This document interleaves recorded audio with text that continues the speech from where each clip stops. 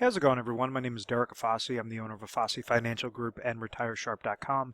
Today's topic, I want to discuss with you guys how do annuities work for retirement and how to avoid a lot of the most common mistakes that individuals make with assuming that an annuity product is better than, what it might be displayed as or might be pitched as, to an individual. So I'm going to go through a couple different topics and, try to expose and then talk about some positives regarding annuities, what happened with old school annuities and kind of what are the more of the newer school annuities, the innovations of annuities, and how someone could leverage that, for their specific retirement income needs or safe, consistent retirement growth needs.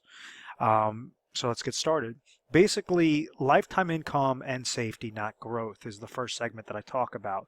With an annuity contract, it's a type of contract or an account that's established through an insurance company. Insurance companies are the only ones that can offer annuities, and reason being is the way that they work is the insurance companies leverage their actuarial data showing mortality tables. So what that means is an insurance companies already are, typically in the business of like a life insurance carrier, for example. An individual would purchase life insurance with that risk of dying too soon. So they would take premium dollars, pay either on a monthly basis, quarterly basis, annual basis, pay it into a plan to understand that there's going to be a lump sum death benefit that will get paid out to their beneficiary in case they did not suffice X amount of years. So with life insurance, an individual could have life insurance for their entire life, known as permanent life insurance, or they could have it for a term duration of time, meaning they're placing small premium dollars in there. And then ultimately, whenever they pass away, during that time frame that they have the coverage, that amount of money, that benefit is going to pay out a lump sum. So that was the starting concept of an annuity, is to try to figure out that life insurance aspect, but in reverse order. So what happens is typically an individual takes a lump sum dollar amount, they place it in with an insurance company, and then the insurance company is going to compute and provide lifetime income based upon what that lump sum dollar amount is. So if someone goes and has $100,000 and let's say that they're 60 years old, well, rather than guess how much money they could receive for income so that they do not outlive this money, someone might take this guess and say, okay, I'm going to try to pull out, $5,000 per year from my account. I'm going to leave it completely liquid in cash. And, this should at least last me for the next 20 years. Well, mortality rate speaking, that might be a problem, especially if you have family members that lived in their 80s. Also, technological advances are showing individuals living to, 87 years old, 91 years old, depending upon if you're male or female. If you're married, well, then those statistics go up higher.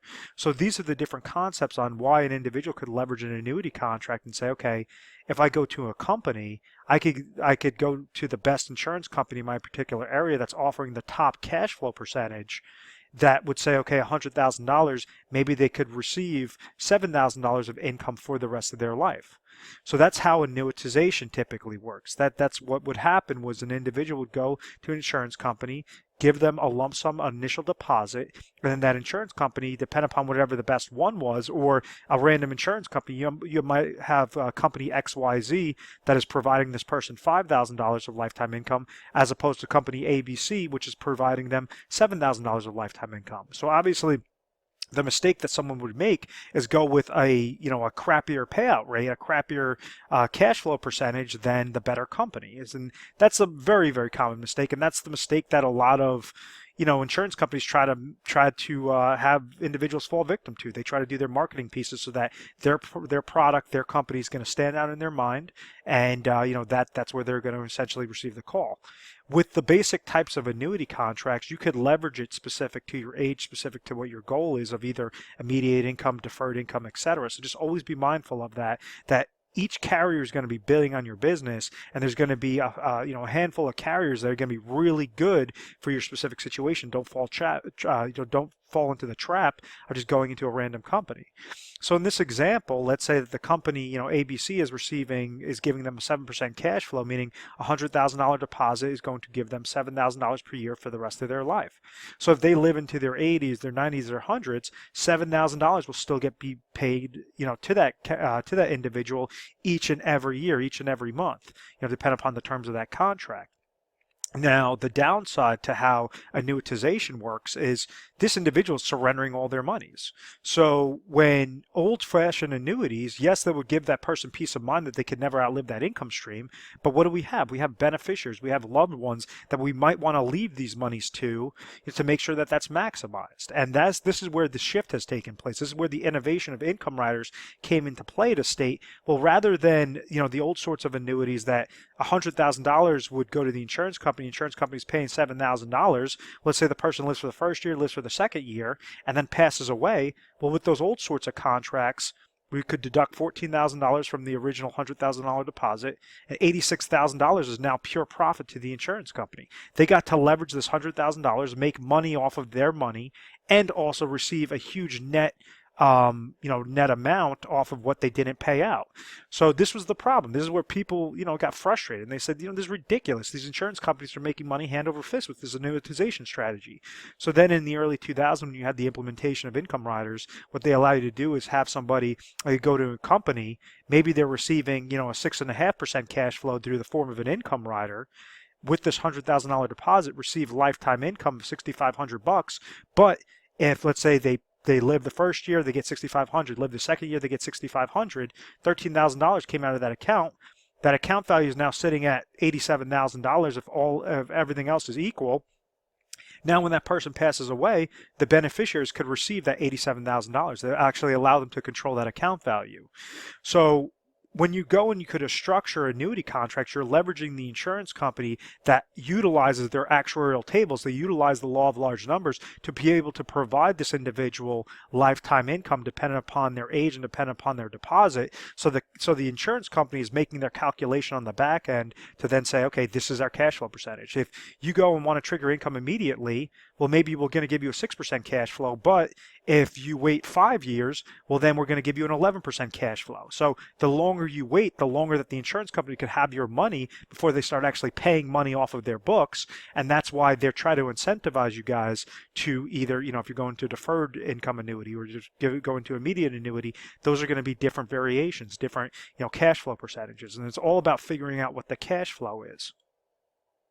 So the most common types of annuity products, or at least why someone wants to leverage annuities, is for that lifetime income play, because they know they can't do it on their own. They don't have the law of large numbers with just themselves. They could leverage, it's just a big game of leverage. If somebody has, $500,000 in retirement savings and retirement assets, and they only need to receive, $10,000 of income, well, maybe that's only going to cost them $100,000 out of their $500,000. They don't have to leave their money at chance. They don't have to leave their money at risk with mutual funds and just hope that they could siphon out $10,000 each year from their full $500,000 account.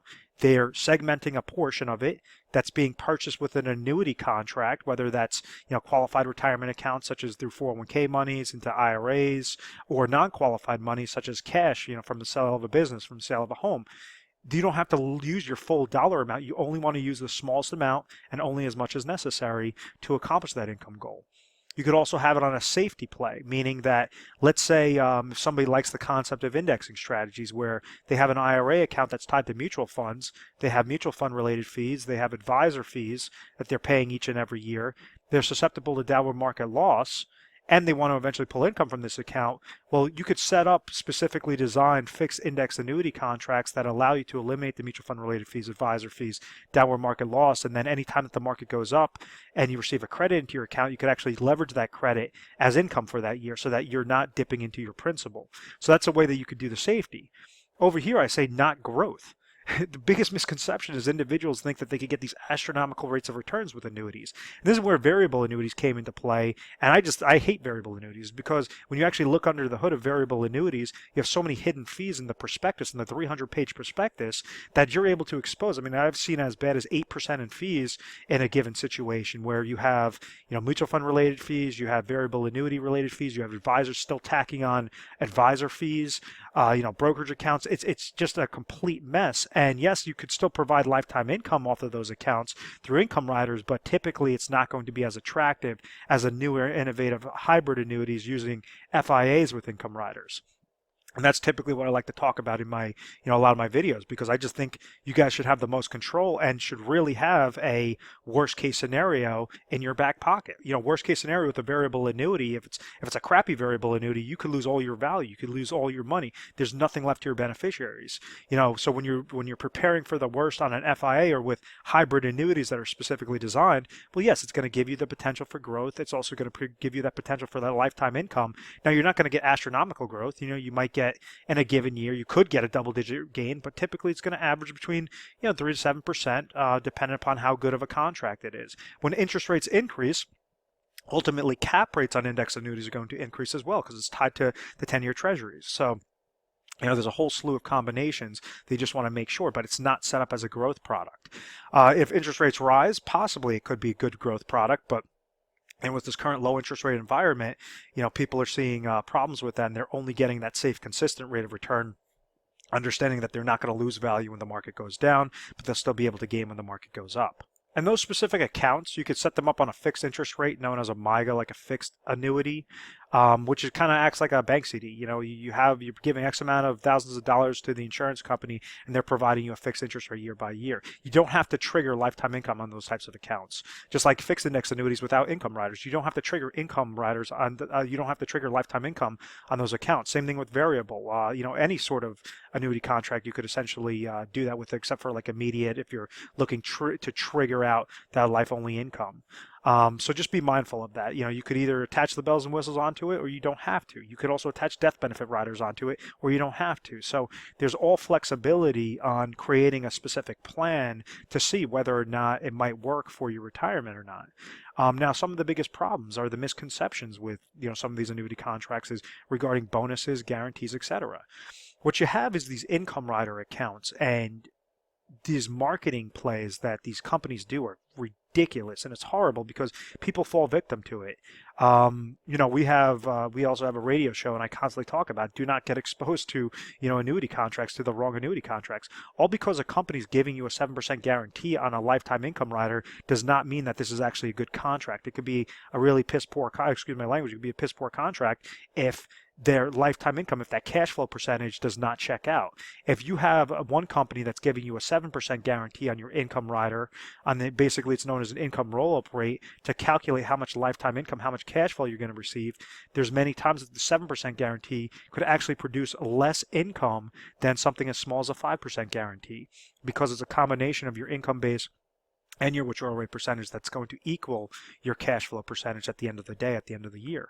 Bonuses. Many times companies, they could give you like a 10% bonus off of your actual money, but, what's the catch? Why are they doing this for you? They're just going to be gracious and say, oh, here's all this free money, and, you have full access to this money. No.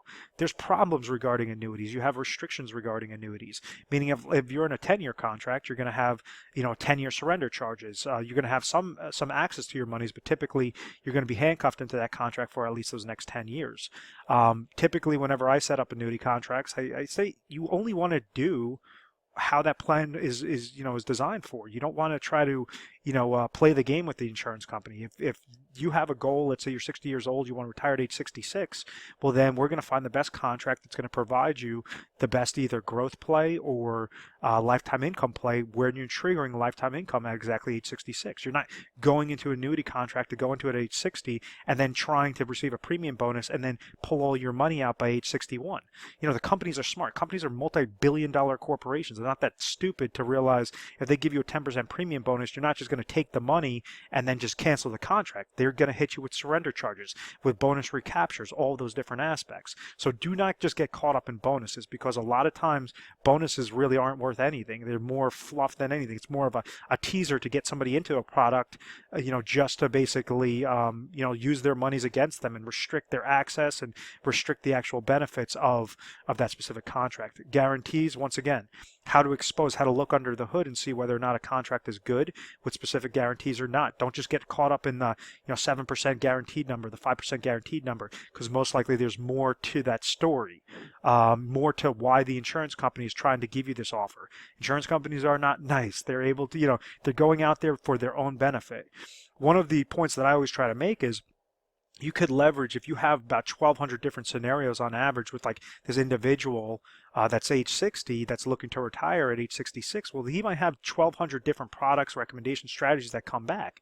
Off of those 1,200, maybe 95% of them are complete garbage.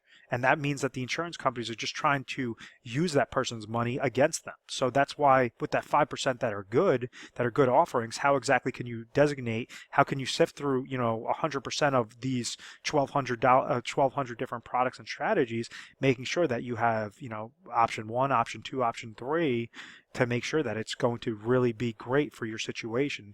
And that's what we try to do, is really expose the bad companies, show you which carriers are really good. We're an independent agency, so we're not going to be biased towards one company over the next. It's going to be whatever one comes back, as long as it's a good standing company, good indexing strategies, good customer service, different things like that. That's where our recommendations are going to, lead you guys towards. So I hope that all of that makes sense. And the last section, really briefly, as I say, segment smallest and only necessary monies. If you go and you have retirement assets, well, a lot of times individuals leverage annuity contracts because it provides contractually guaranteed income. You have something known as a legal reserve structure, making sure that if that company goes under, you have tiers of safety that could step in and make sure that those contracts are safe, that those monies are safe, that everything is abiding by that contractual guarantee.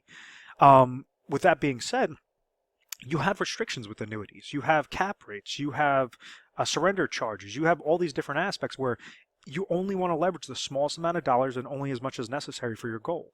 So if we understand that you have an income need in retirement and you have a gap of $20,000, but yet you have 600,000 of retirement assets, don't take the full 600 and throw it into a product.